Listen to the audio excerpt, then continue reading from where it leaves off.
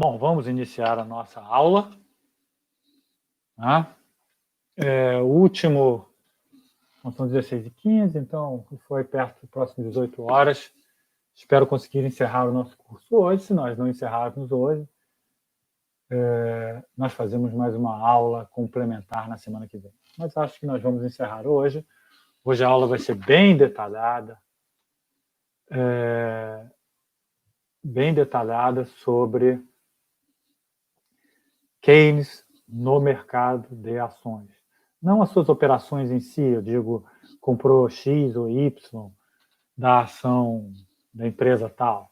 Não é isso, mas sim dos conceitos. Nós vamos explorar muitos conceitos que Keynes utilizava no mercado financeiro e como que ele aplicava esses conceitos na prática. Tá? Tem uma pergunta aqui da Diana. Diana, eu vou responder ao final, tá? Prometo para você que eu respondo sua pergunta ao final. Bom, então nós acabamos aqui na última aula exatamente com esse slide, dizendo o seguinte, que no ano de 1932, Keynes teve uma mudança de visão sobre teoria econômica, né? Para aqueles que fazem economia, que estão assistindo o curso, o Keynes, esse momento, ele supera a sua visão como economista clássico, né? Um economista que acreditava bastante nas forças de mercado para colocar a economia em equilíbrio e até levá-la em algum momento ao pleno emprego, e ele muda de posição em 1932 e vem publicar a sua teoria geral no ano de 1936, que já tem uma visão completamente diferente, que ele diz que é necessário haver políticas econômicas eficazes para levar a economia para o pleno emprego. Na verdade, não é só a política econômica, ele diz que tem que haver um planejamento, onde dentro desse planejamento estariam políticas econômicas. Então, nessa mesma virada de ideias de teoria e política econômica, corresponde a uma virada de Keynes também de deixar de ser um especulador, deixar para trás essa visão que era basicamente apoiada numa visão top-down, para ele ir para uma nova visão de investidor, mas um investidor agora que é top-down e é bottom-up, né? Então, isso é uma virada assim, muito importante. Não é motivo, não é ponto para nós analisarmos aqui no nosso curso muito, de forma estrita, esta relação entre teoria e política econômica de Keynes com sua prática como especulador anteriormente e posteriormente como investidor. Não vamos explorar muito isso, mas vamos até falar alguma coisa hoje sobre este ponto. Isso é um mundo extraordinário, fazer esta relação também, mas não é motivo aqui do nosso curso. Então vamos avançar para ver próximo slide, por favor, Wesley. E nós vamos ver aqui 4 tópicos. Tá? Vamos explorar bem cada tópico desse, tá? Com detalhes, com citações, com explicações, com práticas de Benjamin Graham, com práticas de Keynes. Vamos dividir assim em 4, mas depois a gente vai ver ao final que, para nós falarmos de Keynes, não mais de Benjamin Graham e de Keynes conjuntamente, como mostra o slide, haverá no último slide de hoje uma modificação, que é uma modificação muito importante nessa lista de 4 ideias. Então, há quatro princípios para se fazer investimento segundo Benjamin Graham e segundo Keynes. Alguns são coincidentes, outros são bem diferentes. Tá? Então, é isso que nós vamos ver hoje. Então, nós vamos explorar esse primeiro, investimento como empreendimento. Vamos para o próximo slide. O que eu vou fazer é interpretar, discutir junto com vocês muitas citações do Benjamin Graham e do Keynes, tá? Porque isso revela a visão conceitual de cada autor desse, mas também revela a sua prática como investidor. Então, ele diz o seguinte, olha, o primeiro princípio de um investidor, então nós não vamos falar muito hoje da prática da especulação. Especulação é feita através da intuição e através, basicamente, da técnica grafista, tá? Da abordagem grafista. Nós vamos investir pelo caminho do investimento. Então, eu vou ler as citações e vou interpretar com vocês cada uma delas. Então, olha o que o Benjamin Graham falava. Investir é mais inteligente quanto mais se parece com um negócio. O que ele está chamando de negócio? Ele está chamando a padaria, ele está chamando o restaurante, ele está chamando o boteco. Tá? Então, como o título do livro dele é Investidor Inteligente, ele diz o seguinte, investidor inteligente é aquele que coloca seus recursos na bolsa de valores como se estivesse colocando na padaria, naquele negócio presencial, onde ele tem que ir lá e acompanhar o negócio, conhecer o negócio. Tá? Aí ele continua aqui dizendo, cada papel privado, ou seja, cada ação, deve ser vista, em princípio, como um interesse de proprietário. É exatamente essa ideia, e não a ideia de investidor financeiro que está distante do negócio, né? Então, é a ideia que eu acabei de mencionar, tá? A ideia de comprar uma sociedade numa padaria, num restaurante, num boteco, numa empresa de cerveja artesanal, deve ser a mesma que você tem, ou que o investidor inteligente, segundo o Graham, deve ter ao comprar ações de uma empresa. Está comprando uma participação acionária, está se tornando sócio.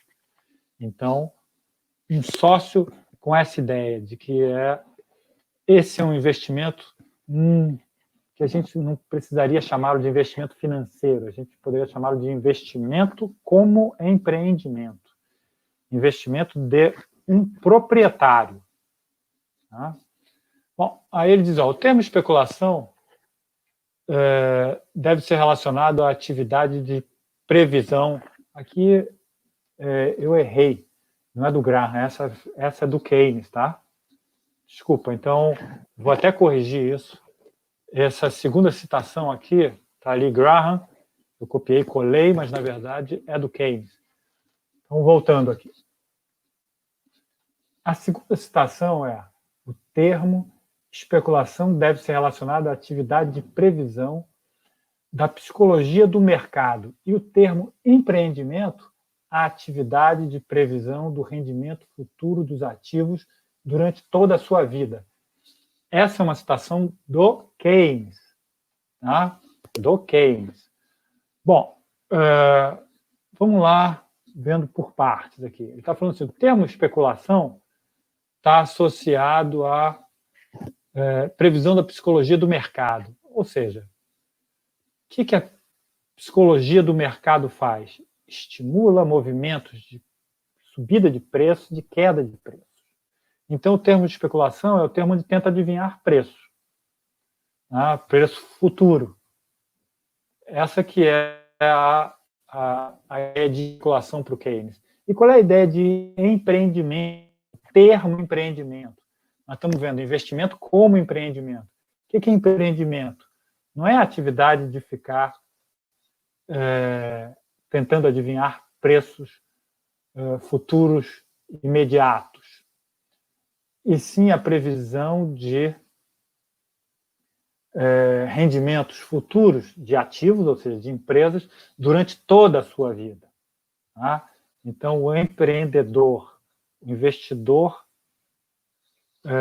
que faz investimento como empreendimento, ele está olhando para a possibilidade de rendimento futuro de empresas.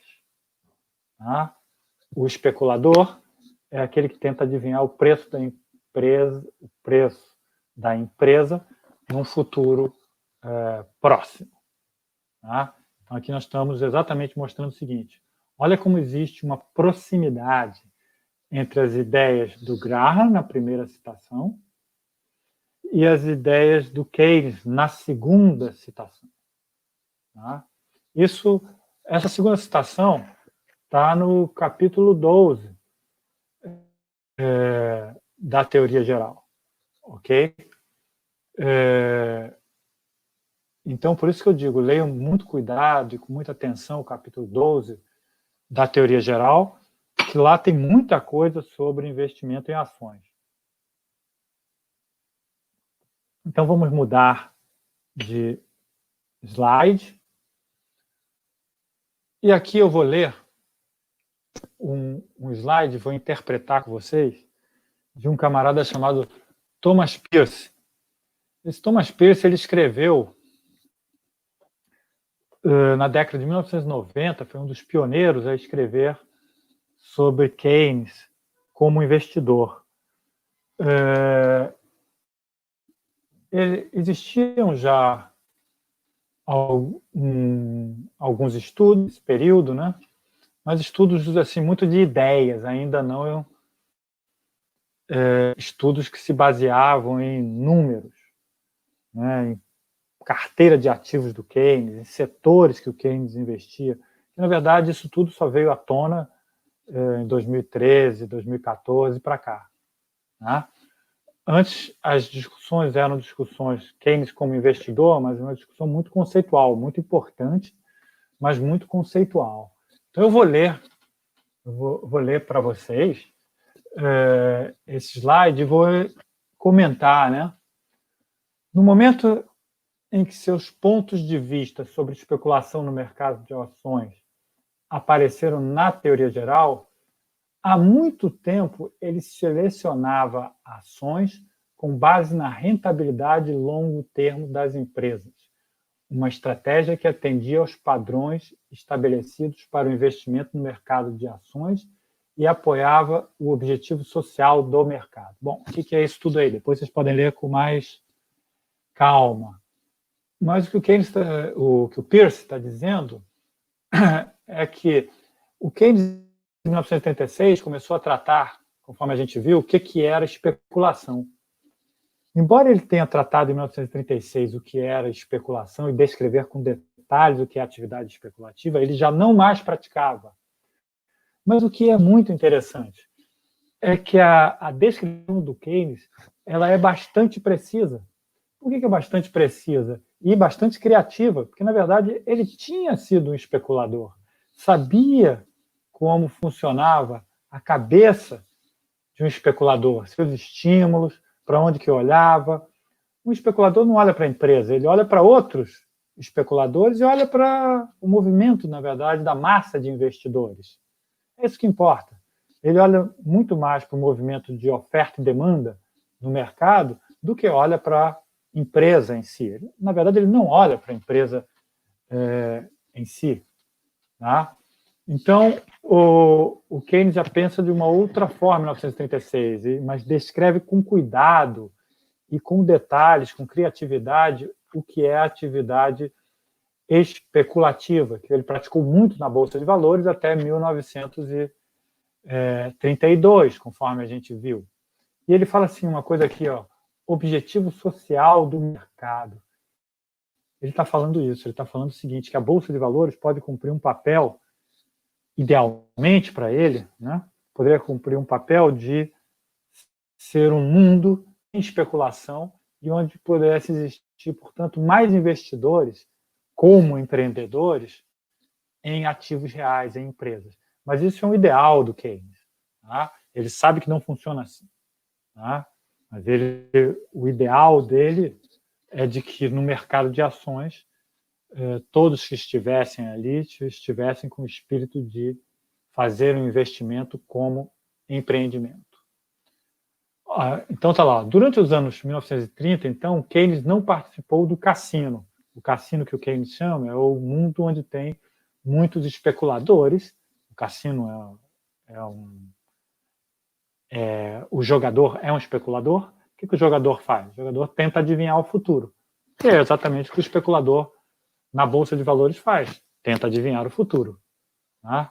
A atividade de especulação significa tentativa de adivinhação. É exatamente isso. É o que um jogador faz no cassino ou o que um especulador faz na Bolsa de Valores. Especulação é igual a tentativa de adivinhar um preço futuro. Quando alguém joga na roleta, é a mesma coisa. Tenta adivinhar um valor futuro de 1 a 36, lá como existe uma roleta num cassino. E a última frase é: ele estava motivado pela perspectiva de lucro.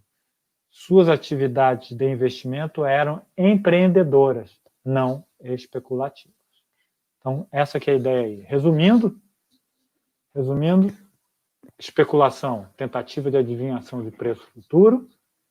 Empreendedor é aquele que tenta fazer expectativas sobre o rendimento futuro de empresas.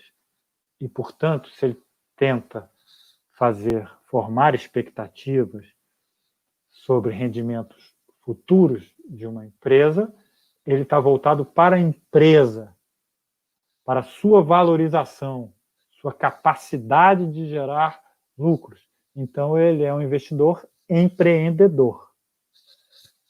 Vamos para o próximo slide.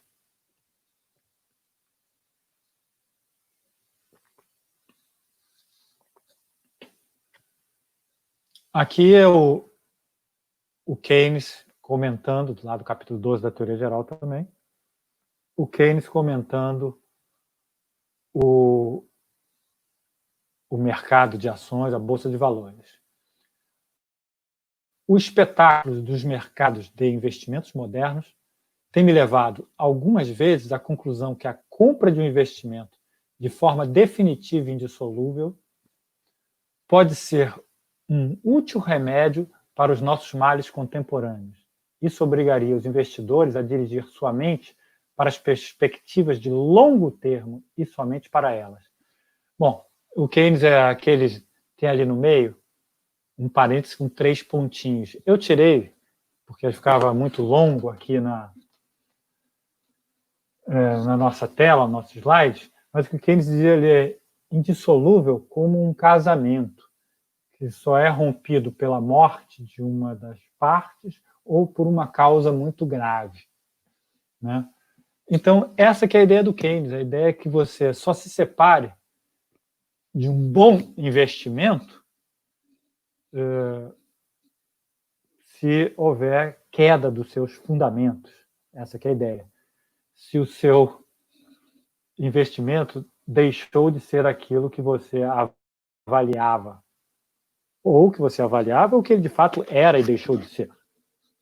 Tá? Então, o espetáculo do mercado de investimentos modernos. Isso aqui também é muito importante.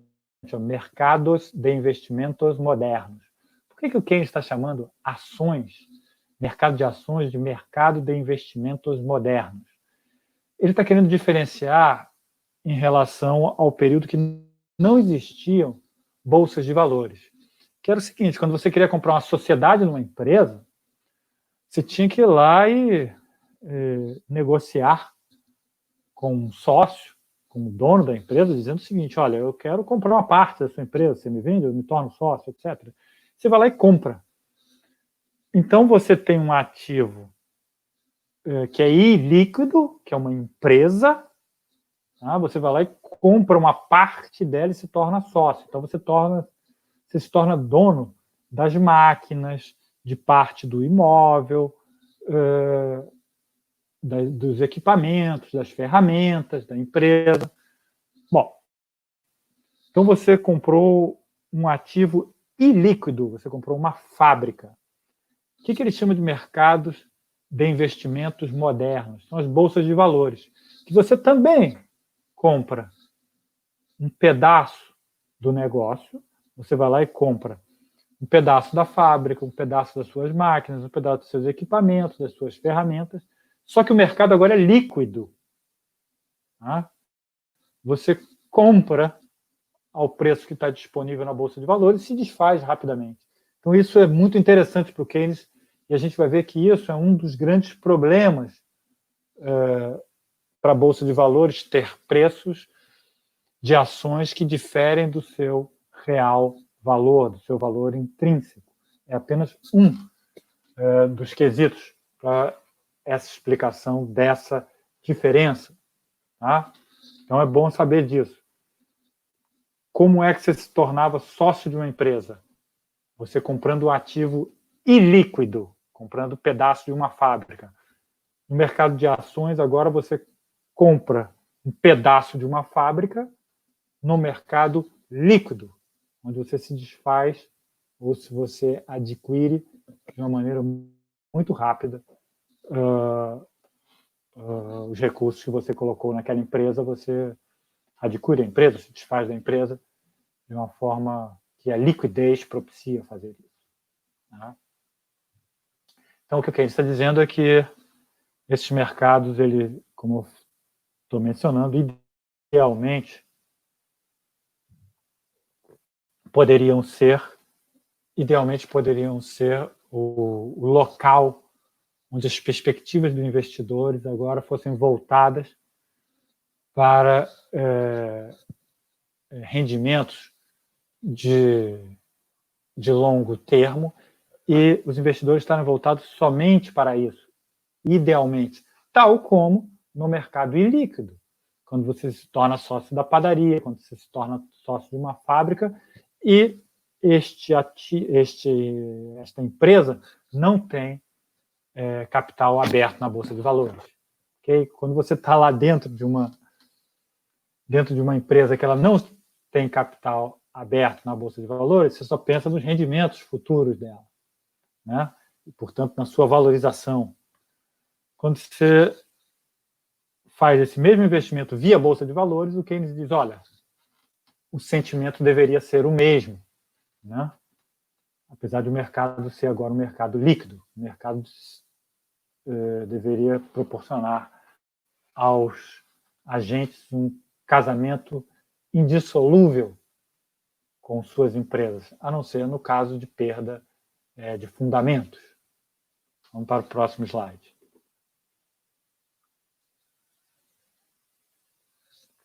Algo importante aqui, olha, só para diferenciar essa ideia e para vocês aprenderem também um conceito, que é essa aqui de turnover médio. Turnover médio, já vou explicar o que é.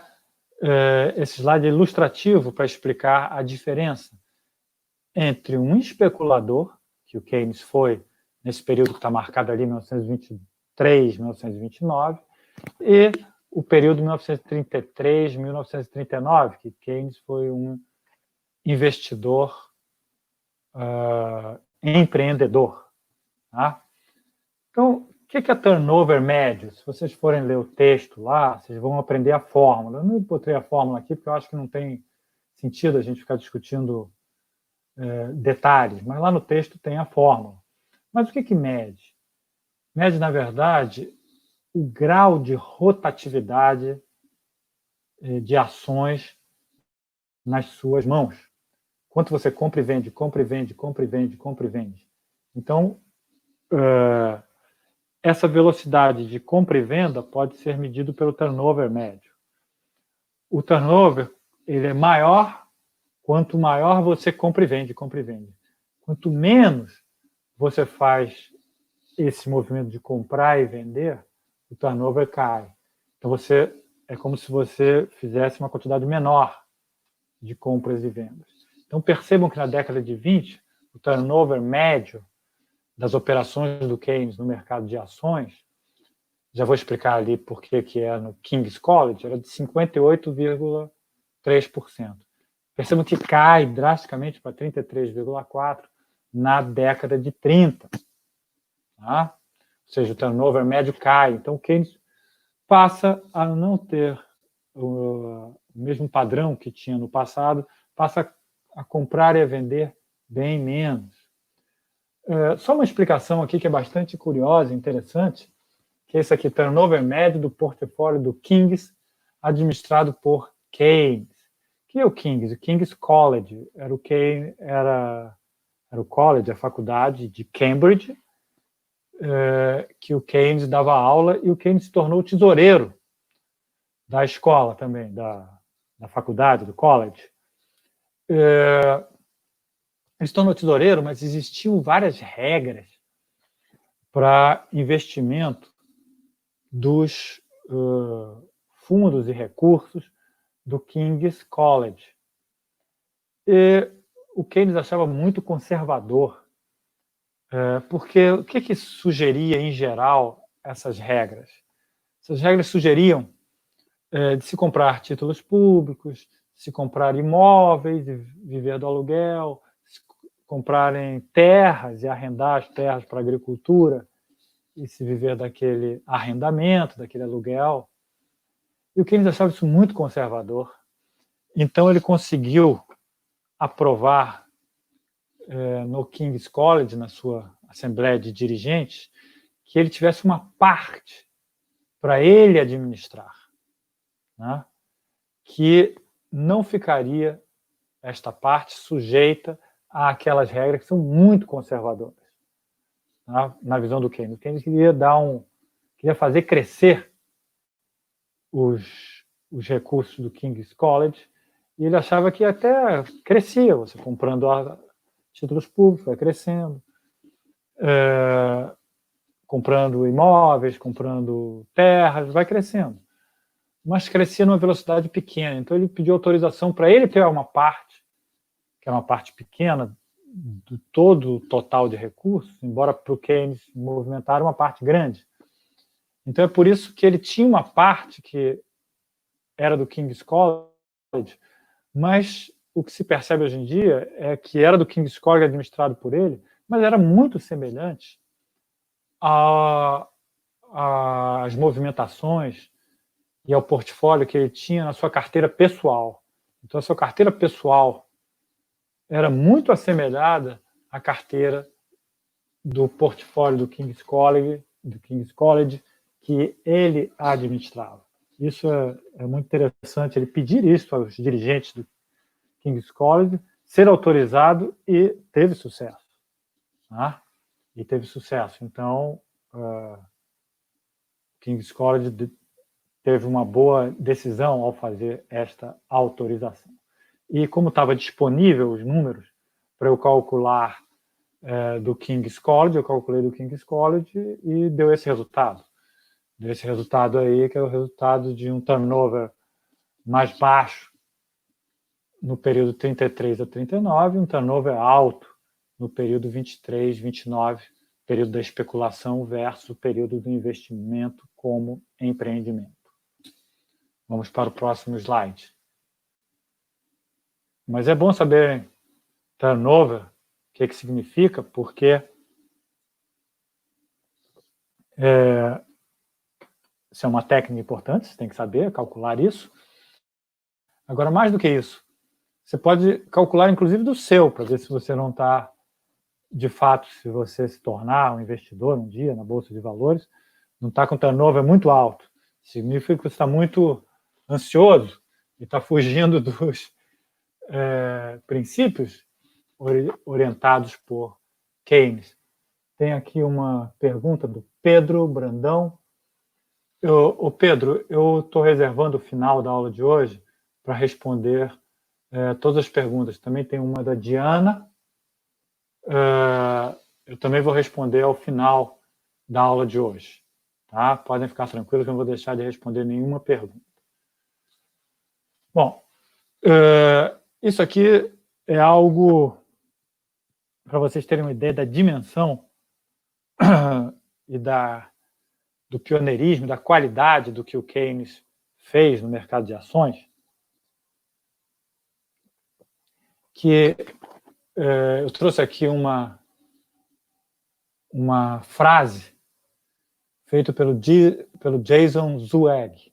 O Jason Zweig é um colunista do Wall Street Journal, que é um camarada especializado em finanças, e, infelizmente, eu tenho que dizer isso, os jornalistas americanos que são especializados, eles de fato conhecem o assunto. Pelo menos aqueles que eu leio. Não posso dizer o mesmo em relação ao Brasil, particularmente à grande maioria dos jornalistas da área econômica. A área financeira nem tem aqui no Brasil, pelo menos que eu saiba. Eu já não leio jornal há algum tempo, porque não me faz bem ler jornal.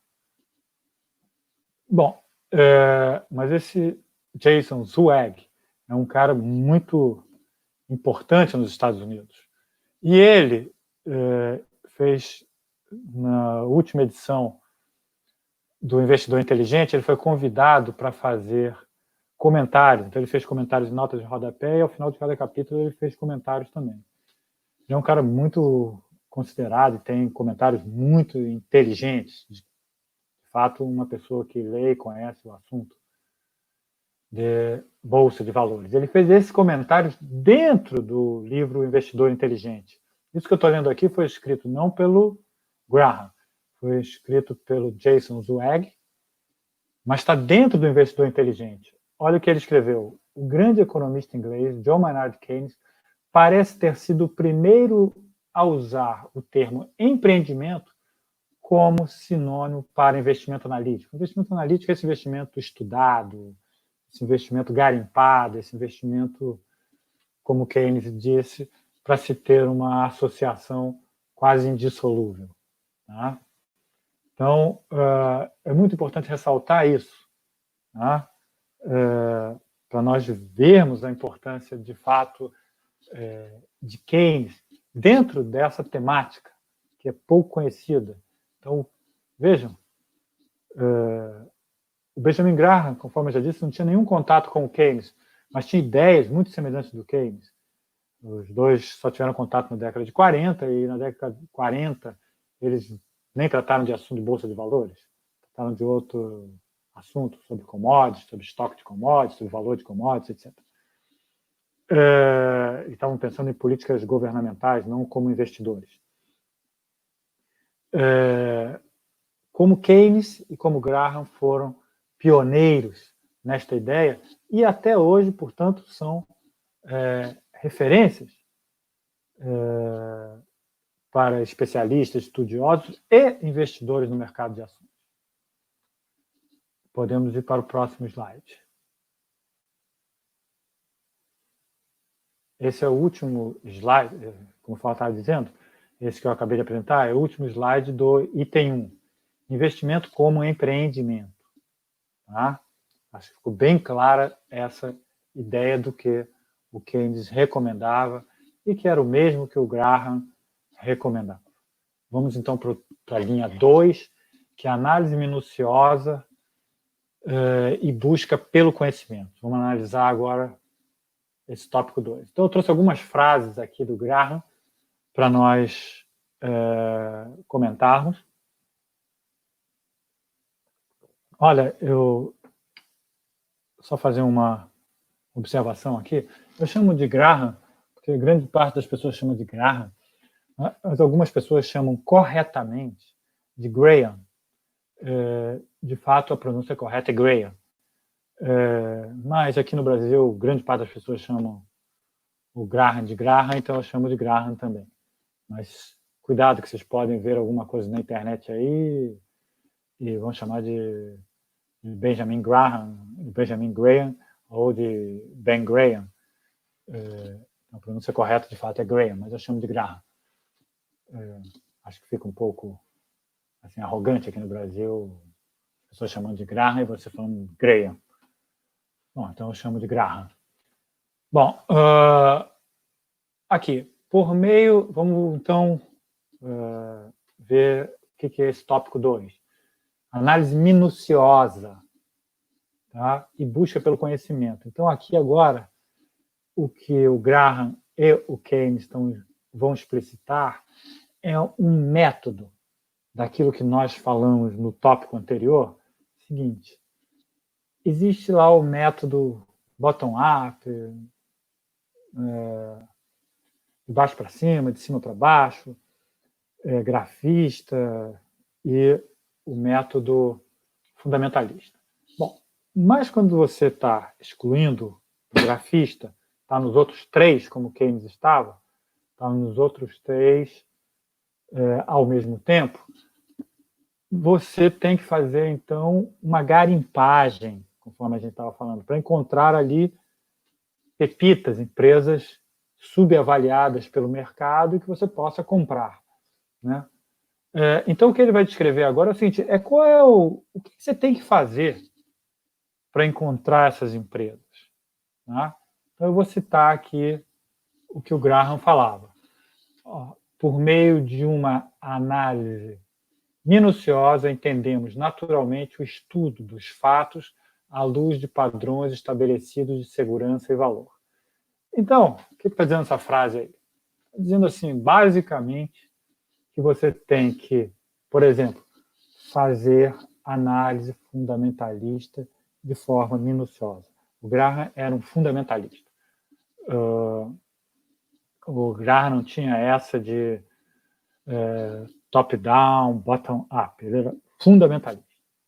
Tá? Então, o que ele está falando é isso. Está falando aqui tem que fazer uma análise fundamentalista minuciosa, utilizando todos aquelas frações ou múltiplos, que é o termo utilizado no mundo dos fundamentalistas, para encontrar o que tenha valor e que gere segurança. Tá? Mas este termo, análise minuciosa, é o marcante aqui desta primeira citação. Aí ele vai citar aqui a segunda frase. A taxa de retorno buscada vai depender de quanto esforço inteligente o investidor está disposto e é capaz de empenhar. Então, olha só que coisa interessante. Ele está dizendo o seguinte, que o seu rendimento não está relacionado a uma sorte que você possa ter, a uma variação que te favoreceu e, portanto, você ganhou. Ele está dizendo o seguinte, olha, que, na verdade, o seu ganho vai depender do seu esforço. Quanto mais você se empenhar de forma inteligente, ou seja, no estudo minucioso das empresas, maior será o seu retorno. Aqui ele não está falando só de retorno da empresa que eu digo no seguinte sentido, lucro da empresa. Ele está falando de você encontrar a própria empresa, você encontrá-la de forma subavaliada no mercado. Tá? Então, se você encontra esta empresa, isso é resultado, na verdade, do seu esforço. Se você achou uma empresa subavaliada, você se esforçou muito para isso e você vai ter, então, o resultado de ganhos quando essa empresa tiver o valor de mercado igual ao seu valor intrínseco.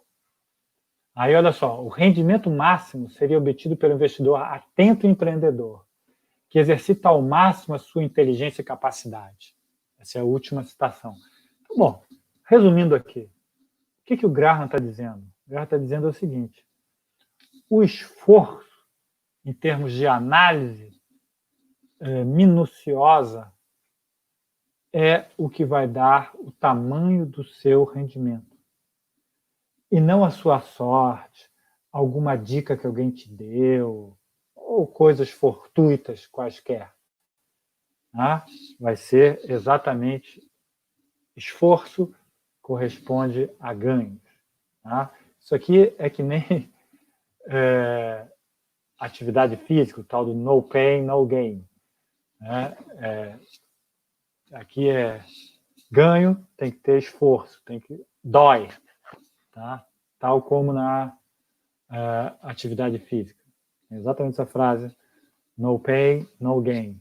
Então, é exatamente esse caminho aqui. Sem dor, não há ganho no mercado de ações. Ok? Vamos à frente. Mais um slide, por favor. Esse. Aqui é o Keynes falando sobre uma análise fundamentalista, portanto, bottom-up para o Keynes, porque o fundamentalismo para o Keynes era, na verdade, só o início de uma visão bottom-up. Então, eu vou ler o que o Keynes disse e também vou fazer essa interpretação. Olha, o que o Keynes diz, eu marquei até em vermelho. Estudos extraordinariamente cuidadosos do valor intrínseco e das perspectivas de longo período dos principais títulos americanos. Títulos, ações também são títulos, tá? É só título de propriedade, título de dívida o que o governo emite. As empresas emitem título de propriedade, neste caso, ações são títulos de propriedade. Empresas também emitem título de dívida, que são chamados de debêntures, mas não estamos nem tratando aqui. Nós tratamos de título de propriedade.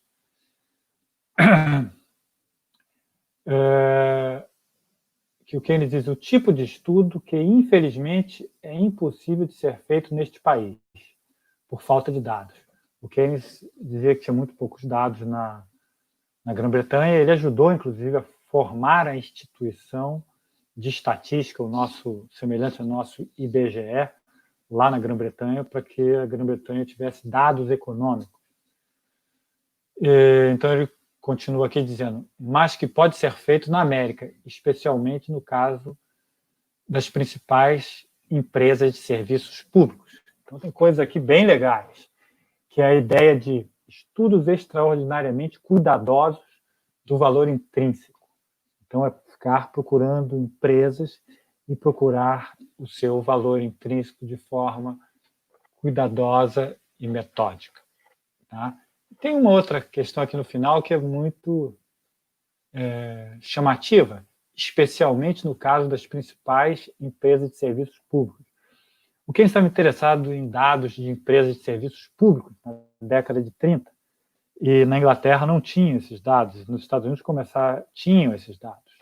Por que ele está interessado em empresas de serviços públicos na década de 30? Na verdade, esse era um grande setor que Keynes fez investimento. Tá? Era a época do New Deal. O que é o New Deal? New Deal é a reconstrução americana em diversas áreas, regulação bancária, regulação trabalhista, regulação em termos de seguridade social e também da realização de grandes obras públicas. E obras públicas de quê? De distribuição de água, eletricidade e gás. Então, o Keynes queria comprar ações, e comprou, na verdade, ele concentrou seu portfólio em grande medida neste setor de serviços públicos. Por quê? O New Deal estava estimulando o crescimento dessas empresas e o Keynes, então, estava interessado em saber quais delas deveriam ser adquiridas, ele deveria se tornar sócio. Tá? Veja como tem aqui também uma ideia top-down. Ele vem lá da macroeconomia do New Deal, de gastos públicos, né? E desce lá na empresa, onde ele quer saber o número das empresas, quer saber os múltiplos das empresas, ele quer fazer uma análise fundamentalista das empresas e critica a Grã-Bretanha que não tem, e elogia os Estados Unidos que tem, e ele investe nesses setores, basicamente energia elétrica, água e gás. Tá? Vamos a um outro slide. Aqui é uma visão do Keynes, um destaque do Keynes para mostrar que ele era top-down também. Em 1937, os Estados Unidos já estavam se recuperando bem da Grande Depressão, né? A Grande Depressão dos Estados Unidos começa em 29 e a economia vai caindo até 1933. Em 1933 o New Deal é lançado e a economia começa a se recuperar, ainda que vagarosamente, mas começa a se recuperar. Chega em 1937, a economia tem uma nova recessão. Isso que o Roosevelt resolveu achar que já tinha feito muito e resolveu, então, iniciar um processo de equilibrar o orçamento, cortar gasto, a economia faz uma recessão e ele logo volta atrás. Em 38 a economia volta a crescer, 39 já entra basicamente numa economia de guerra e aí sai de forma definitiva da Grande Depressão. Mas olha o que o Keynes diz numa carta, né, para na verdade ele está trocando uma carta aqui, se eu não me engano, é com um estatístico de uma empresa que está analisando investimentos.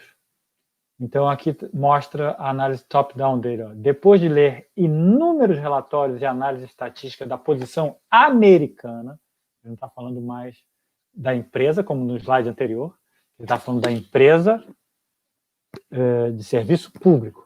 Aqui ele está falando da economia americana. Não vejo razão para esperar uma nova recessão muito séria. O que ele está dizendo é o seguinte, ele estava mandando uma carta dizendo que ele não ia vender as ações dele nos Estados Unidos, que ia manter as ações, porque exatamente ele estava fazendo uma análise que a economia não ia continuar caindo. E, de fato, não caiu. 38 recuperou, 39 recuperou mais ainda. E aí foi embora, crescendo na economia de guerra. Então, o slide anterior mostrou Keynes bottom-up, olhando para as empresas de serviços públicos, e aqui nós estamos vendo um Keynes top-down, um Keynes de ler inúmeros relatórios e análises estatísticas da posição americana, fazendo então uma análise da economia como um todo, se ela continuaria em recessão ou se voltaria a crescer já no ano de 38, e foi o que aconteceu. Vamos para o próximo slide. Bom, aqui algumas informações mais do Keynes, algumas informações mais de algumas citações do Keynes para nós comentarmos. Então, olha só o que o Keynes diz nessa carta aqui. Ó, que ele preferia um investimento sobre o qual tivesse informações suficientes para formar um julgamento a 10 títulos sobre os quais sei pouco ou nada. Títulos são ações, né? Títulos de propriedade. Então, o que ele está dizendo aqui é isso, né? Que ele precisa de informações, de fazer análise para reter uma empresa. Ele prefere ter uma que ele tem informações e fez análise a ter 10 que ele sabe quase nada ou pouco. Então, aqui a citação está novamente valorizando a escolha via a obtenção de informações. E agora, no próximo frase aqui, ele faz uma crítica que eu acho bastante atual. Tudo é atual aqui, mas essa também é bastante atual, porque essa me incomoda muito. Ele fala em todo board que eu participo, quer dizer, toda direção de empresa, ele participava de direção de empresas de seguro. O Keynes foi dirigente de empresas de seguro na década de 30. Então ele diz, a grande maioria é influenciada muito mais pelas flutuações diárias que leem nos jornais do que pelo cálculo fundamentado do rendimento ou das perspectivas ao final de tudo. Então, o que ele está fazendo uma crítica aqui? Uma crítica que as pessoas não podem se formar pela opinião das outras, via jornal, principalmente. Né? Jornal... Olha, eu não leio jornal, principalmente brasileiros. Nenhum brasileiro eu leio. Quando sai alguma coisa, alguém me manda alguma coisa, eu leio, mas alguém já selecionou, certamente, para me mandar, porque já fez uma seleção. Eu não tenho realmente nenhuma vontade de ler jornais brasileiros, eu acho que são jornais que desinformam, que jornalistas especializados não têm especialização nenhuma, na verdade fazem propaganda de ideias ou de alguns interesses. Mas jornais fora do país tem muito bons jornais, quem tiver oportunidade, leiam porque vale a pena. Mas ainda assim o Keynes está fazendo essa crítica, que você não deve ser influenciado por jornais. Tá? Jornais são, na verdade, alguém que está dando uma opinião para formar a sua opinião. E você deve, então, procurar, na verdade, estudar, fazer uma análise minuciosa para formar sua opinião e não deixar ser influenciado, porque é assim que se formam os movimentos de manada. Tá? Os movimentos de manada, um dos fortes vetores para a formação de comportamento de manada são os jornais. Tá? Na verdade, atualmente, a televisão e coisas assim. As pessoas pensam todas iguais. As pessoas pensam todas iguais, na verdade, porque alguém formulou aquelas ideias e todas as pessoas, de forma homogênea, absorveram sem ter a sua própria individualidade para a formação da sua própria ideia e, aqui no nosso caso, de formar, então, sua ideia sobre rendimentos e perspectivas de uma empresa. Vamos para o próximo. Isso é para dizer o seguinte: jornais brasileiros não fazem bem aos seus leitores, principalmente investidores. Bom, aqui são questões só que são a mais do que essa análise minuciosa feita através do estudo de relatórios, de cálculos financeiros sobre perspectivas das empresas. Questões a mais aqui que são importantes, que eu acho que também vale a pena pensar quando se tenta pensar numa visão própria, fazer a sua própria análise minuciosa e buscar conhecimento. Olha lá. O Keynes, na verdade, eu não vou ler, não, eu vou só comentar cada um. A primeira aqui é dizer que o Keynes formou uma rede de profissionais que ele mantinha contato regularmente, tanto nos Estados Unidos quanto na Inglaterra, de profissionais dentro das empresas, tá? Ou pessoas que trabalhavam assim no nível intermediário das empresas, que não necessariamente tinham informações, aquele inside information que dá ganho de preço para um especulador. O Keynes não era um especulador, então essa informação valeria pouco para ele. O que valeria para eles seriam informações que poderiam fortalecer, consolidar, corroborar as análises que ele já fazia. Mas ele formou uma imensa rede para troca de ideias com profissionais das empresas que ele tinha ações. Então, tem até uma pesquisa que foi feita pelos ingleses, pelo grupo da Inglaterra, do David Chambers, que é um líder desse grupo. Então, ele tem até um número muito interessante, que o Keynes, ao longo da vida, teve milhares de contatos. Tá? E ele, ao longo da vida, teve 247 empresas, tá? Comprando, vendendo, comprando, com empresas diferentes na sua carteira. Né? E, em 46 delas, ele tinha um relacionamento muito próximo com dirigentes dessas empresas. Tá? Hoje em dia, existem leis sobre isso, existem regras muito precisas, não se pode ter informação que privilegie qualquer investidor. Tá?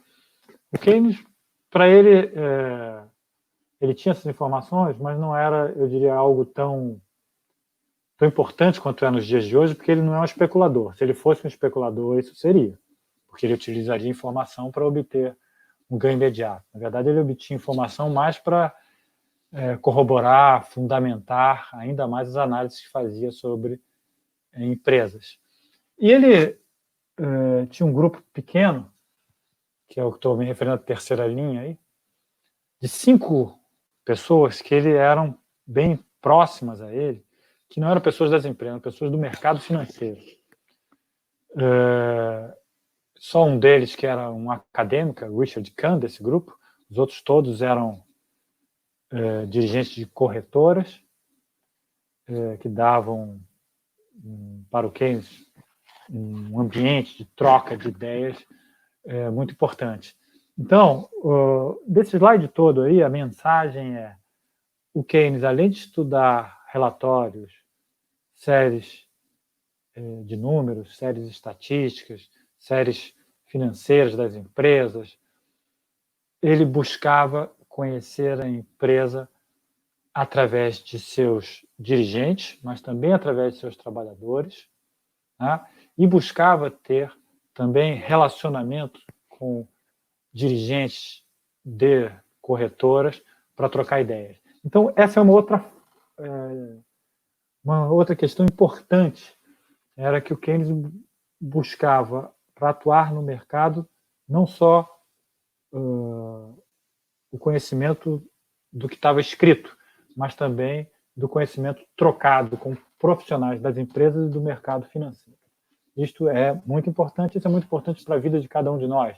É importante você formar a tua ideia, mas você trocar a tua ideia com alguém, falar: você acha que tem coerência isso que eu estou dizendo? E ouvir a análise que a outra pessoa tem, a crítica que tem, isso fazer de forma regular no mercado financeiro ajuda muito. Tá? Não é o principal, mas é um complementar muito importante para a atuação no mercado financeiro, na Bolsa de Valores. Vamos para o próximo slide, por favor. Bom, então agora nós estamos indo aqui para a terceira linha. Compra baseada em margem de segurança. Tá? Bom, vamos para o próximo e vamos tratar aqui do tópico 3. Né? Bom, então aqui é uma citação do Graham e outra do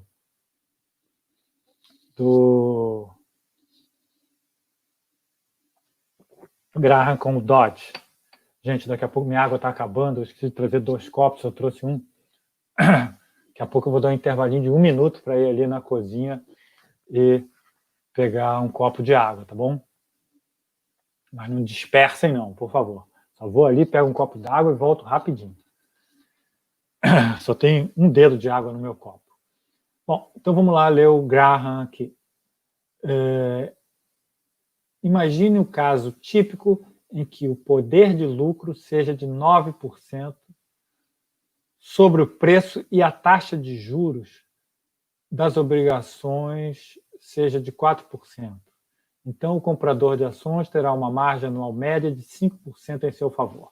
Então, o que ele está querendo dizer nisso aí? Está dizendo que um tipo de margem é a seguinte: a sua empresa tem uma rentabilidade esperada de 9% e um título público tem uma rentabilidade de 4%. Então, você tem uma margem de 5%. 9% de 5% não foi correto colocar, de 5 pontos percentuais. Né? Mais preciso falar de 5 pontos percentuais, é a diferença de 9 pontos percentuais em relação a 4 pontos percentuais. Então ele falou: olha, isso é uma boa margem para nós nos apoiarmos para adquirir um ativo. Ou seja, eu olho para a empresa, digo, a empresa está tendo uma taxa de lucro de 9%. Olho para os títulos públicos estão tendo uma taxa de 4% de juros. Então, eu tenho uma margem de 9%. Tá? Desculpa, eu tenho um rendimento de 9%, eu tenho uma margem de 5 pontos percentuais. Ou seja, se a empresa render 8%, eu ainda estou ganhando relativamente a títulos públicos. Se a empresa render 7%, ainda estou ganhando relativamente a títulos públicos. Então, que é essa ideia de margem? A ideia de fazer um bom investimento vis-à-vis a outros investimentos, de forma comparada com outros investimentos. Okay? Então, essa é uma margem de segurança que vocês devem guardar. Vamos a outra margem, que ele escreveu com o coautor dele, chamado Dodge, Graham Dodge, que escreveu o livro de 34, que é o Security Analysis. Ele escreveu essa frase aqui, que é importante. Margem de segurança reside no desconto a que a ação está sendo vendida abaixo do seu valor intrínseco. Então, é aquilo que nós já falamos. Né? Então, vamos ficar aqui com essas duas margens, que eu já vou dar uma denominação para cada uma no próximo slide. Tá? Vamos para o próximo slide. Olha só, quando o Graham está falando, estou falando aqui em relação ao primeiro parágrafo, tá? Quando ele está falando de rendimento, ele está falando de rendimento de taxa de lucro, ele está falando do total, ele não está falando do dividend yield, ele está falando assim, quanto que umas ações rendem por ano, né? Ele está falando qual é a quantidade de lucro que uma ação recebe relativamente ao valor investido, tá? Então, quando o Graham está falando dos tais 9% ali do slide anterior, ele está falando do lucro total, tá? Não é dos lucros distribuídos, não é dividend yield, é lucro total, que ele chamava inclusive de poder de lucro da empresa, tá? Poder de ganho da empresa, tá? Bom, então, agora eu vou fazer uma denominação que é importante para nós aqui. Eu vou chamar essas margens de segurança, vou apelidá-las de forma um pouco diferente, tá ok? Vou dizer o seguinte, ó. A margem de segurança, que é a diferença do rendimento que uma empresa tem relativamente a títulos públicos ou a outras empresas, eu vou chamar de margem de segurança de rendimento. É uma margem de segurança, só que é uma margem de segurança de rendimento. Eu estou comparando rendimentos. Tá? A margem de segurança que diz respeito à diferença entre o preço da ação, o preço corrente da ação, e o seu valor intrínseco, eu vou chamar de margem de segurança de capital. É o que você espera ganhar em termos de valorização do seu capital. Então, um é margem de segurança de capital, o outro é margem de segurança de rendimento. E nós vamos ver que uma está completamente relacionada com a outra. Já vou adiantar, embora possa explicar mais à frente, mas é algo bem intuitivo. Minha água acabou. Daqui a pouco vou ter que realmente ir pegar uma água. É algo completamente intuitivo, é o seguinte: quanto maior a margem de rendimento de segurança de uma empresa, maior será a sua margem de capital de segurança. Por que isso? Porque quanto mais é esperado que uma empresa renda, mais valerá essa empresa. Então, quanto maior o seu rendimento esperado, maior será o seu valor intrínseco. Tá? Então, margem de segurança implica quase que num aumento ou num reforço, diria, em grande magnitude, da margem de capital. Tá? Vamos para o próximo slide. Olha o que o Graham fala, e agora aqui nós vamos entrar já numa mistura de Graham e Keynes, e onde eu vou fazer referência ao capítulo 11, não ao capítulo 12 da teoria geral. Eu vou ler e vou explicar. O poder de lucro, que é aquilo, que é o rendimento esperado, não é dividend yield. Tudo que a empresa faz de lucro. Quanto vai distribuir é uma outra questão.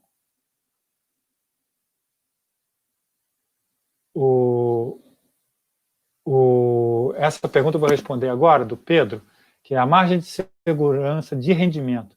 Já está contabilizada as taxas e impostos? É a margem de segurança descontada de todos esses custos. Tá? É como se fosse uma margem de segurança líquida de rendimento, livre desses custos. Tá? Essa eu estou respondendo agora porque está totalmente relacionada com o assunto. Tá? Então, é margem de rendimento descontada, os custos de retenção e de manutenção do ativo. Tá? Então, é isso que eu estou dizendo agora. Quando ele coloca taxas e impostos, ele está falando de custos de manutenção, mas tem custo de retenção. Por exemplo, você diminui o rendimento quando você aumenta seus custos de manutenção de máquinas. Então, é um custo de retenção. Tá? Então, a margem de segurança ela se refere a uma segurança já descontado todos os custos de manutenção e de retenção do ativo. Vamos voltar aqui. O poder de lucro de Graham é equivalente àquilo que é chamado de eficiência marginal do capital de Keynes, definido em Keynes, na teoria geral, no capítulo 11, ou seja, ambos os conceitos se referem aos lucros esperados, ao total de lucros esperados. Tá? A eficiência marginal do capital é exatamente isso. Se uma empresa ela tem uma taxa de rendimento esperada, ou se um investimento em uma empresa, não estou falando aqui no mercado de ações, estou falando do capítulo 11 da teoria geral. Se a taxa de rendimento esperado da empresa é maior do que a taxa de juros dos títulos públicos, o que diz lá o Keynes? O empresário vai preferir investir comprando uma fábrica. Aqui, nós vamos dizer, ele vai preferir comprar ações a comprar títulos públicos. Tá? Mas é o total. Tá? Segundo Keynes, a decisão de investir em um ativo ocorreria quando a eficiência marginal do capital superasse ao longo do tempo a taxa de juros de ativos concorrentes. Ativos concorrentes quer dizer ativos que estão concorrendo pela demanda do potencial investidor. Por exemplo, títulos do governo. Então, percebam o seguinte, a ideia de margem de segurança de rendimento está no capítulo 11 da teoria geral. Tá? E estava no Graham também. Tá? Então, vamos avançar aqui um pouco mais. E daqui a pouco eu vou dizer por que eles estão se referindo ao ganhos totais e não dividend yield, quanto que é distribuído para o detentor de ações. Vamos para o próximo slide. Bom, agora é algo que a gente já tinha falado lá no início hoje da nossa conversa, quando a gente estava tratando ainda das questões e dúvidas, antes de nós iniciarmos a aula, aqui é um ponto crucial, né? Que Keynes coloca, e que isso também aparece no Graham, não realmente assim com a sofisticação que o Keynes faz, porque o Keynes tem uma enorme estrutura teórica para explicar incerteza, né? E agora nós estamos falando aqui, veja bem, estamos vendo o rendimento esperado de uma empresa. Rendimento esperado é rendimento no futuro. Hoje, você não tem determinado esse rendimento esperado. Você tem uma expectativa formada com base em incertezas relativamente ao futuro. Quem estudou Keynes, já fez alguma disciplina sobre Keynes, vai ouvir do começo, do primeiro dia ao último dia de estudar macroeconomia de Keynes, é falado sobre incerteza. Mas aquela incerteza que o Keynes escreve lá no capítulo 12, ele está falando, capítulo 12 e 11, que ele está falando, na verdade, é da incerteza de rendimentos de uma empresa, tanto em ativos reais, da empresa em si, a fábrica, ou a empresa adquirida em termos líquidos, na Bolsa de Valores. Então, eu vou ler essa ideia aqui do Keynes. Nosso conhecimento dos fatores que governarão o rendimento de um investimento alguns anos à frente é usualmente muito fraco e frequentemente desprezível. Se falarmos francamente, temos de admitir que nossas bases de conhecimento para estimar o rendimento provável 10 anos à frente de uma estrada de ferro, de uma mina de cobre, de uma fábrica têxtil, quantificam pouco, algumas vezes nada, ou mesmo 5 anos à frente. Então, essa aqui é uma questão chave da conexão, inclusive, de Keynes macroeconomista com Keynes investidor.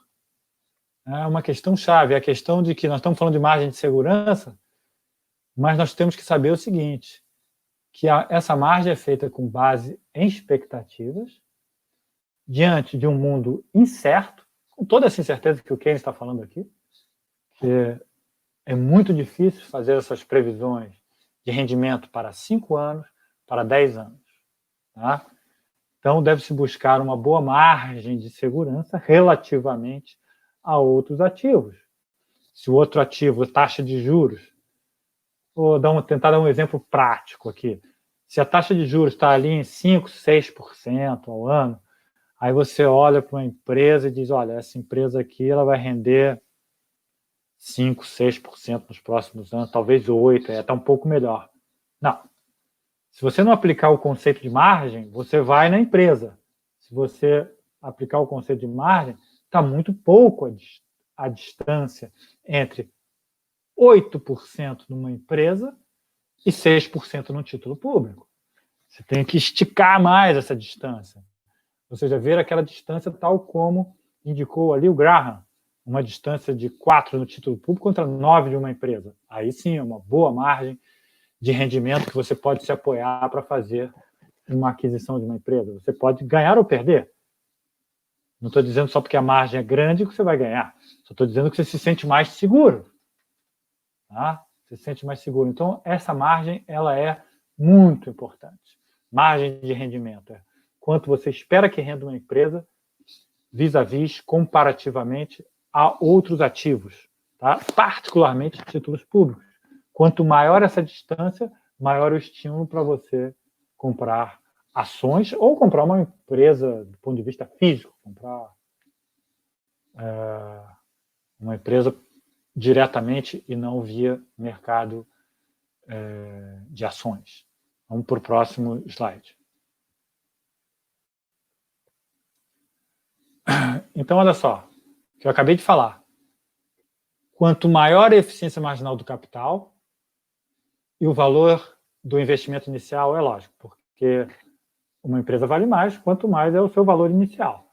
Né? Isso é meio óbvio. Então, vamos reler. Quanto maior a eficiência marginal do capital e o valor do investimento inicial, mais deveria valer uma empresa. Ou seja, entre parênteses, o seu valor intrínseco. Ou seja, quanto maior a margem de rendimentos, maior poderia ser a margem de capital. Tá? Então, quanto maior aquela distância que você estava vendo lá, que uma empresa pode render relativamente a títulos públicos, na verdade, maior será o seu valor. Por que o Keynes diz que a gente pode garimpar e achar, então, essas empresas no mercado de ações com um valor muito abaixo do seu valor intrínseco, ou muito acima? O que ele está querendo dizer, na verdade, é o seguinte: por que ações têm preços que não correspondem ao seu valor intrínseco?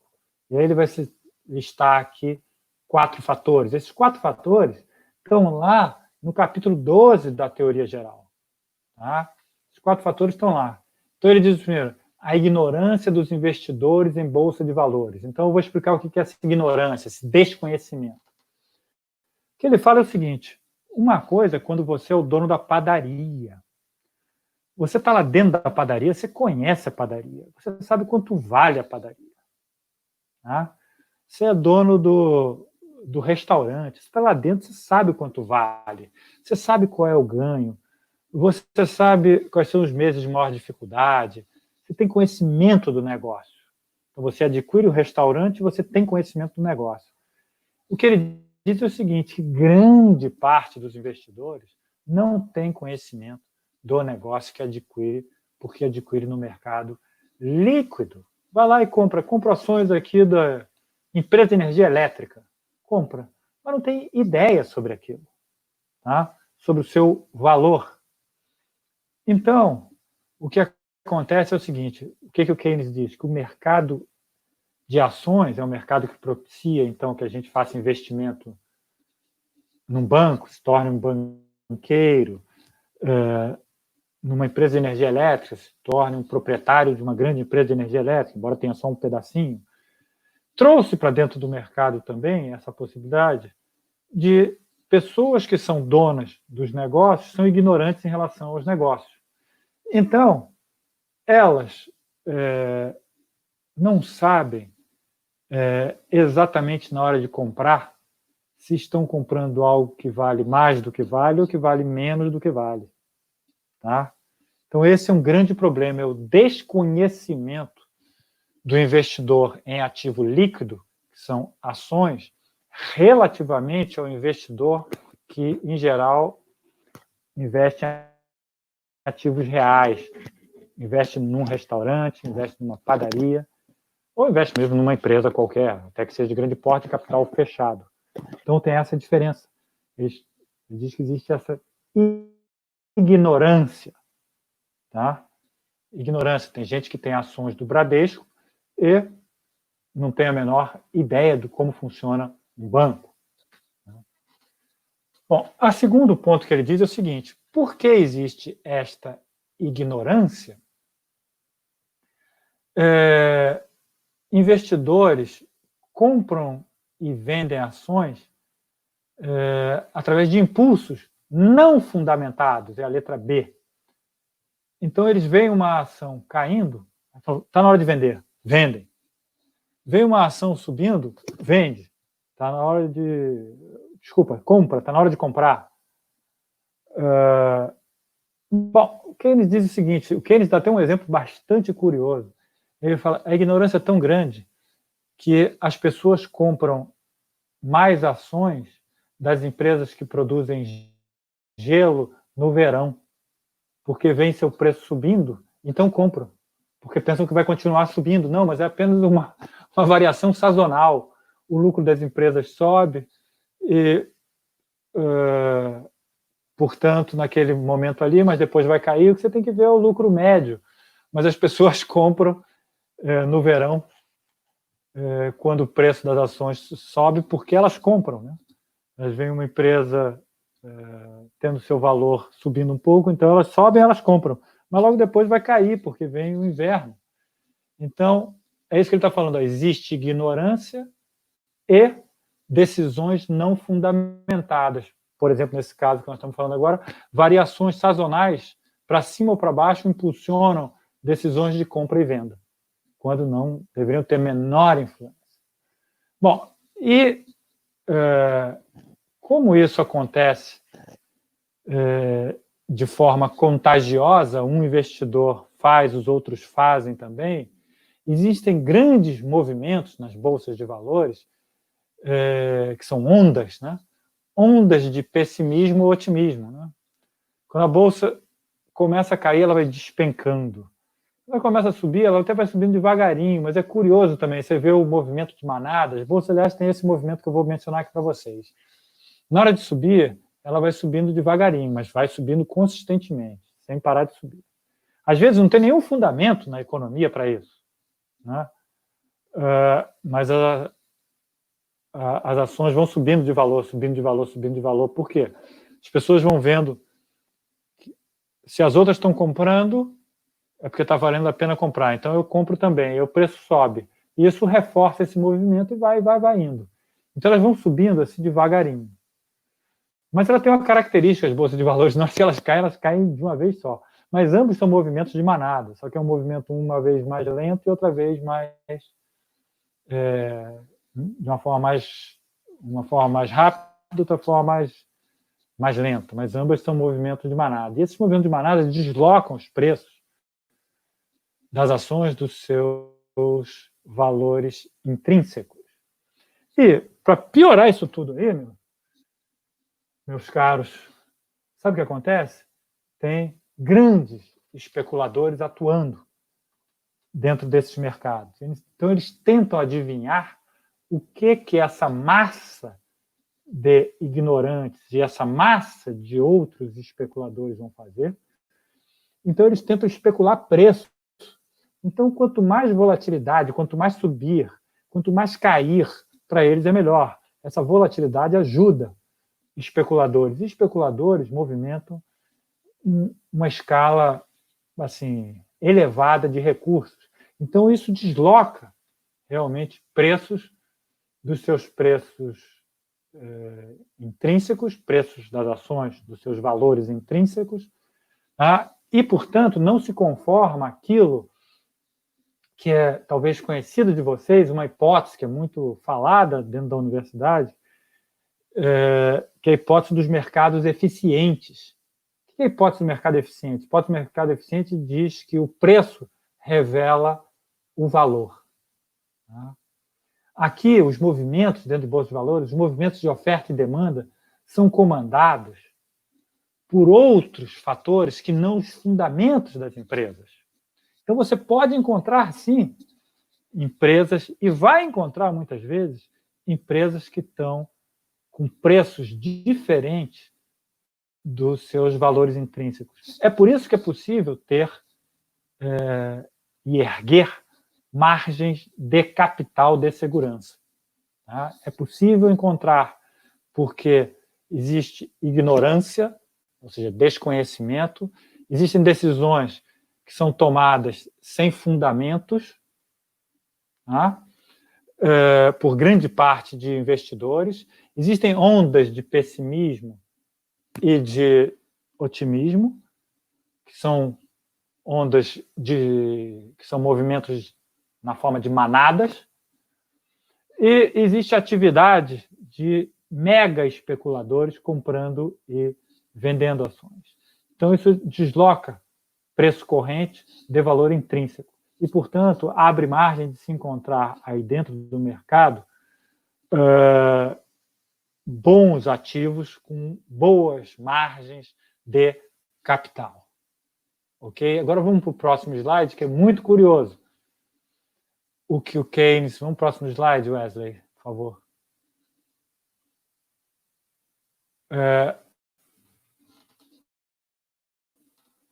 Depois desse slide aqui, eu vou ter que pegar um copo de água, realmente minha garganta está seca. Vou comentar esse slide, que é um comentário do Jason Zweig também, dentro do Investidor Inteligente. Então, ele está descrevendo lá uma figura que o Graham descreve, que é o senhor mercado. Ele está chamando de senhor mercado, ele não está chamando de um mercado. O senhor mercado está falando dos movimentos que o mercado realiza, que eu vou ler aqui, que a leitura ilustra muito melhor. O que o Jason Zweig fala sobre esse personagem que o Graham criou, que chama Senhor Mercado. O Senhor Mercado, maníaco depressivo, nem sempre cota ações da forma que um avaliador ou comprador privado avaliaria um negócio. Né? Um negócio é avaliado como? Avaliando-se os seus fundamentos, pegando análise fundamentalista para avaliar uma empresa. Ele está dizendo que o senhor mercado não avalia com análise fundamentalista. Em vez disso, quando as ações estão subindo, ele pega acima do valor objetivo sem pestanejar. Ele paga, né? Ele paga acima do valor objetivo sem pestanejar. E quando elas estão caindo, ele fica desesperado para se livrar delas por menos que seu valor verdadeiro. Aí ele pergunta: o senhor mercado está por aí? Ele ainda é bipolar? Ele responde: pode apostar que sim. Então, aquelas 4 características descritas por Keynes são exatamente equivalentes a esse movimento de mercado chamado o senhor mercado, que o Graham descreve. Tá? Mas é muito curioso, eu gosto muito dessa figura de que o mercado é bipolar, é maníaco depressivo, que não analisa ações como analisa outro negócio. Né? É bem curioso, outro dia eu vi um exemplo que é muito curioso. Agora as ações caíram, né? As pessoas veem a cotação das ações com desesperadas, querem vender, querem se livrar daquilo. Bom, aí alguém disse o seguinte: imagina se nós tivéssemos dentro das nossas casas, quem tem apartamento próprio, tivessem dentro dos nossos apartamentos um placar dizendo quanto vale os nossos apartamentos. Porque os apartamentos variam também. Imagina se quando você visse seu imóvel caindo de valor, você diz, vou vender. Não, as pessoas dizem quanto vale o seu imóvel. Elas dizem quanto vale o seu imóvel. Elas não ficam olhando para o placar de variação diária e tomando decisões. Ações, as pessoas fazem isso. Na verdade, o senhor mercado faz isso, ou aquele investidor desinformado que o Keynes descreve também faz isso. Tá? Então, as pessoas se movimentam de acordo com números que elas estão vendo, e não com análises que elas estão fazendo. e isso configura o tal do senhor mercado maníaco, depressivo e bipolar descrito pelo Graham. Vamos para o próximo, por favor. Bom, vamos entrar aqui no nosso quarto item, que é a diversificação da carteira de ações. Então, vamos lá. Próximo slide, Wesley. Bom, vamos ver o que o Graham falava disso. Eu não vou ler nenhum dos dois aqui, vocês depois podem ler com calma. Vou explicar só. Bom, o Graham está falando o seguinte, que diversificação de uma ação é você ampliar o seu conceito de margem de segurança. Curioso isso e bastante inteligente essa ideia, né? Que ele está falando o seguinte, você aplica o seu conceito de margem de segurança num ativo, mas você pode perder, conforme a gente viu, existe incerteza, tal como descrito pelo Keynes. Ele diz o seguinte, se você aplica num número maior de ações, menor é a sua possibilidade de errar.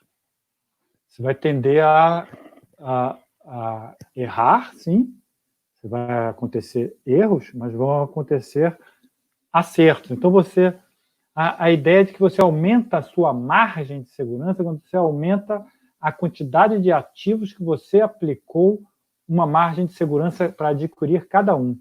Então, você aplica em um. Aí você tem uma margem de segurança já sobre aquele ativo. Ok, ele diz o seguinte, mas você pode perder. Sim, é verdade, você pode perder. Ele diz, aplica em 2, aplica em 3, aplica em 4, aplica em 5, que a sua chance de perder diminui, porque a diversificação passa a ser uma margem de segurança do portfólio todo, né? Então, é isso que ele está dizendo aqui na primeira citação. A ideia de que margem pode ser ampliada para a ideia de diversificação. Diversificação também é uma forma de fazer segurança.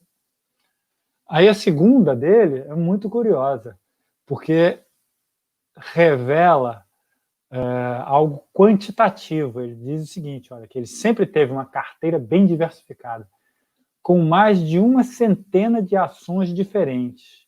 Ou seja, lembre-se lá do primeiro tópico, que era fazendo investimento como sendo um empreendedor, o segundo tópico, fazendo análise fundamentalista, que é o caso do Graham, para cada empresa. Então vejam que só uma corretora com vários analistas trabalhando pode fazer uma análise para mais de 100 empresas, né, e acompanhar mais de 100 empresas como um empreendedor. Mas o Graham era dono de uma corretora. Então, por isso ele tinha no seu portfólio mais de 100 ações. E ele fazia análise fundamentalista de muito mais do que 100 empresas para poder ter escolhido 100 empresas. Depois acompanhar 100 empresas, porque a diversificação para ele era nessa magnitude. 100 empresas no Brasil é demais, porque a gente tem 500 ações, ter 100 você tem 20% da Bolsa de Valores. Nos Estados Unidos, na época deles, aí, na década de 30, tinha em torno de 4 mil papéis listados na Bolsa de Valores. Em relação ao total da Bolsa, não é tanto, mas para um indivíduo administrar, para uma corretora mais fácil, administrar 100 papéis é algo bastante considerável. Mas ele avaliava que essa extensão do seu portfólio representava segurança do portfólio. Tá? Um próximo slide. Aqui é o Keynes. São cartas do Keynes, não está na teoria geral. Eu vou ler agora, porque o Keynes tem uma visão oposta, diferente da do Graham. À medida que o tempo passa, fico cada vez mais convencido de que o método correto de investimento é colocar somas bastante elevadas em empreendimentos em que se avalia que se sabe alguma coisa e na qual se acredita completamente. Então, ele está propondo aqui, primeiro, concentrar um grande volume de recursos em empresas que você conhece. Aí, olha o segundo, o que ele vai dizer. É um erro pensar que se limita o risco espalhando-se demais entre empresas sobre as quais se sabe pouco ou não há razão para uma confiança especial. Raramente há mais de 2 ou 3 empresas em um determinado momento em que eu pessoalmente me sinto no direito de depositar minha plena confiança. Então, o que ele está falando aqui é o seguinte, é algo diferente lá do Graham, que ele está falando assim, tinha muitos recursos em poucos ativos. Tá? Muitos recursos em poucos ativos. E ele está falando mais aqui. Ele está falando o seguinte, que tem que conhecer profundamente essas empresas. O Graham também está dizendo que tem que conhecer profundamente.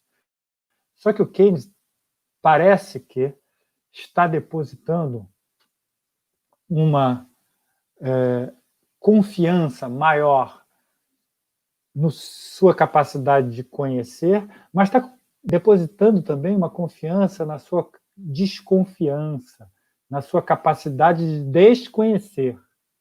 Tá? Então, sobre o que o Keynes sabe, ele acha que não sabe o suficiente, ele não coloca recursos. E ele é muito rigoroso ao colocar seus recursos em algumas poucas empresas. Então, o que diferencia, eu acho, aí, o Keynes do Graham, é que o Keynes desconfia muito da capacidade dele de desconhecer, tá? Que é o que está lá na ideia de incerteza do Keynes. Né? Então, ele prefere investir em poucas empresas e conhecê-las muito bem, a investir em empresas que ele avalia e desconfia muito e profundamente da sua capacidade de conhecer. Então, ele concentra o seu portfólio. Vamos para o próximo, por favor. Olha, aqui é o Lawrence Cunningham, que é um professor americano muito reconhecido com trabalhos acadêmicos na área financeira. Ele escreveu uma apresentação do livro do Warren Buffett, que se chama The Essays of Warren Buffett, Lessons for Corporate America. Ele que é conhecido aí no mercado como Essays do Warren Buffett, Essays of Warren Buffett. Esses ensaios do Warren Buffett, então ele fez essa descrição, ele fez essa apresentação e fez essa descrição aqui que eu vou mencionar. Olha, quanto à concentração da carteira, Buffett nos lembra que Keynes, que não era apenas um economista brilhante, mas também um investidor brilhante, acreditava que o investidor deveria colocar somas bastante grandes em 2 ou 3 empresas sobre as quais ele sabe alguma coisa e cuja administração é confiável. Então, aqui é bastante interessante que esse tripé, que o Lawrence Cunningham, o Cunningham é um cara assim, super reconhecido nessa área, né? Na área de finanças. Ele é um especialista, um conhecedor do Warren Buffett e da sua empresa, um especialista nessa área, publica artigos sobre isso, artigos acadêmicos, bastante interessantes e robustos, e ele vai lá e mostra essa relação que existe, né, do Buffett com o Keynes. Vamos mais à frente. Mais um slide, por favor. Bom, nesse slide, diversificação da carteira de ações, a gente tem que conhecer as ideias do Harry Markowitz. Harry Markowitz, na verdade, é o pai da ideia da diversificação. Dessa ideia que a gente conhece, porque ela é bastante intuitiva, que é a ideia de que quando você aumenta a diversificação, você reduz o risco. Então, aqui está associado também a essa visão do Markowitz, a ideia de que se você quer ter mais rendimento, você precisa ter mais risco. Isso significaria, então, também ter um portfólio mais concentrado. Então, Harry Markowitz, que tem seus trabalhos na década de 50, ele não é que ele tenha influenciado o Graham. Na verdade, ele é alguém que teorizou a visão do Graham, porque, na verdade, a prática de diversificação, a propaganda da diversificação, a ideia de reduzir risco do portfólio através da diversificação, tem origem 10, 15 anos antes, com a prática do Benjamin Graham. Então, o Benjamin Graham está de um lado, Keynes estará do outro. Na verdade, eu posso dizer que Harry Markowitz e Benjamin Graham estão do mesmo lado e Keynes está do outro. O Keynes propunha concentração em ativos. Mas que ativos são esses que o Keynes propunha? Concentração. Era no que o Keynes eram ativos bem conhecidos, que a gente pode chamar de ativos familiares, no sentido de conhecidos. Então, é concentração em ativos familiares, ativos bem conhecidos, versus a ideia de que concentração equivaleria a mais risco do Markowitz. Então, o Keynes tem um caminho diferente e Keynes está de um lado e Markowitz e Graham estão do outro. Tá? Keynes e Warren Buffett, Harry Markowitz e Benjamin Graham do outro. Tá? Então, o Keynes buscava uma coisa que é o seguinte: alta rentabilidade e elevada segurança, o que contraria esse jargão de mercado. Jargão de mercado, se aumentar a sua rentabilidade, você tem que diminuir a sua segurança porque você está aumentando o seu risco. Não, o Keynes diz: eu quero o seguinte, eu quero mais segurança com mais rendimento. Portanto, eu tenho que conhecer profundamente as empresas. Se eu colocar empresas que eu não conheço profundamente, ou pelo menos que eu desconfio que possa não conhecer o suficiente, eu estou, na verdade, trazendo risco para dentro do meu portfólio. Então, eu tenho que concentrar em algumas empresas. E essa que é a ideia do Keynes, empresas bem conhecidas, profundamente conhecidas pelo investidor. Vamos para o próximo slide. Próximo slide, por favor. Wesley. Olha só o que o Keynes diz aqui nesse slide. Aqui é uma questão que é isso aqui que agora que nós temos que é a diferenciação da diferenciação de Keynes. É uma sofisticação bastante interessante. Tá? Isso aqui é menos conhecido do que a ideia de que Keynes concentrava portfólio, concentrando em ativos muito conhecidos por ele. Tá? Keynes concentrava basicamente, eu vou dizer para vocês, nos Estados Unidos, ele concentrava basicamente em empresas de serviços públicos e ele aplicava em fundos de investimento que tinham basicamente ações de empresas de investimento público. Tá? Então, ele concentrava nessa área. Na Inglaterra, ele concentrava basicamente no setor industrial e em empresas automobilísticas. Ele era um concentrador. Mas aqui tem uma coisa nesse slide que é algo que é muito pouco conhecido. Assim.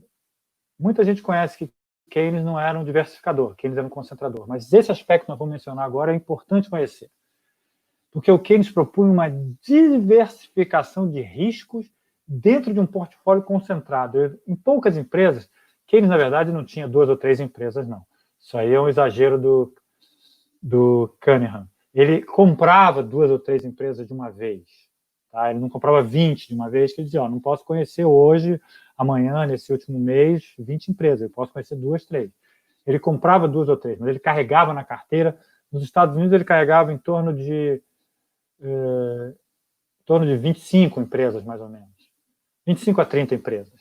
Tá? Enquanto, só para vocês terem uma ideia, ele concentrava em torno de 20, 25, 30 no máximo, e o Graham, como a gente viu ali, tinha mais de 100 empresas na carteira.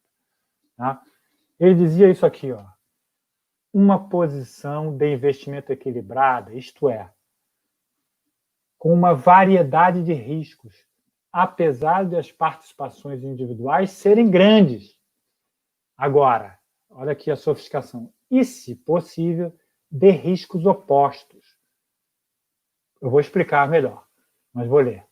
Por exemplo, manutenção de participações acionárias em mineração de ouro, entre outras ações, uma vez que podem mover-se em direções opostas quando houver flutuações gerais. Bom, isso aqui é a sofisticação do pensamento do Keynes, é o nosso, basicamente, o nosso penúltimo slide, nós só temos mais um. Mas o Keynes está dizendo o quê? Nós temos que ter poucas empresas, mas temos que ter dentro delas empresas que tenham riscos de sinais contrários. O que é isso? Por exemplo, Brasil. Você pode ter lá poucas empresas, aí você tem Petrobras. Por que você tem Petrobras? Você vai falar, mas por que você tem Petrobras? Eu tenho Petrobras que é o seguinte, eu tenho que pensar na rentabilidade do meu portfólio. Se a economia vai mal, desanda, e o preço do dólar dispara para cima, eu estou defendido com Petrobras. Não é o caso agora, porque o preço do petróleo também caiu e a demanda internacional de petróleo também caiu. Eu estou falando em outras condições, essas condições que nós já vivemos nos últimos anos, que são recessões dentro da normalidade. Essa é uma recessão dentro da anormalidade. Mas dentro de recessões de normalidade, as pessoas têm muito Petrobras. Por que elas têm Petrobras? Dizem, olha, se acontecer uma recessão, o que acontece? A economia aqui começa a desandar e eu tenho ações da Petrobras. Ações da Petrobras, as ações se valorizam quando o câmbio desvaloriza, porque ela exporta e o ganho dela aumenta. Tá? Eu estou falando isso em recessões, dentro de normalidade, ter Petrobras é se defender contra uma recessão e uma desvalorização cambial. Então, o que o Keynes está propondo é isso. São poucas ações com sinais contrários. Tá certo?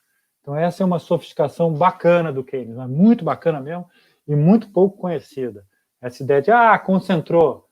Então não está se defendendo. Não, ele propõe o seguinte, eu concentro e ainda troco de sinais para poder, se a economia vai para um lado, eu estou defendido com algumas ações desse portfólio concentrado.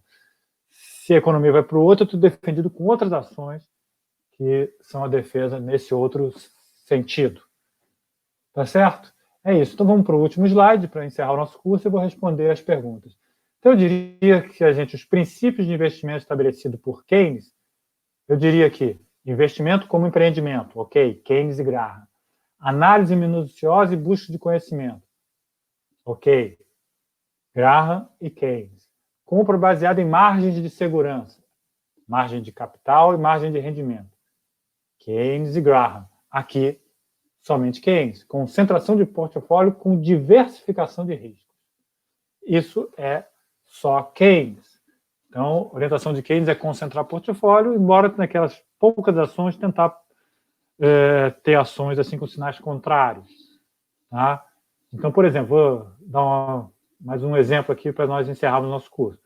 Quem tem ações de bancos, então, ter banco pequeno, digital, ter banco grande, tradicional, banco que tem história na Bolsa de Valores, ter banco estatal, ter banco privado. Então, você está ali no teu, mas você está se diversificando dentro dessa concentração, tentando colocar sinais diferentes para as tuas posições. Né? Para a tua posição, desculpa. Para a tua posição, você está botando sinais diferentes dentro dela para se defender de variações dentro deste setor. Se esse setor começa a ficar dominado por bancos digitais, você tem digital. Né? Se os bancos públicos vão ser privatizados e vão se valorizar por conta disso, você tem bancos públicos. Se você precisa de manter o teu capital, não ter grandes variações, você tem bancos grandes, consolidados, com história na Bolsa de Valores. Então é isso que eu estou dizendo. Essa coisa do Keynes de concentração dele tem esse adicional que é concentração com ativos que têm sinais diferenciados perante as diversas diferentes possibilidades de conjunturas. Muito obrigado a todos. Um abraço Mantenham-se em casa, mantenham-se seguros. Abraço.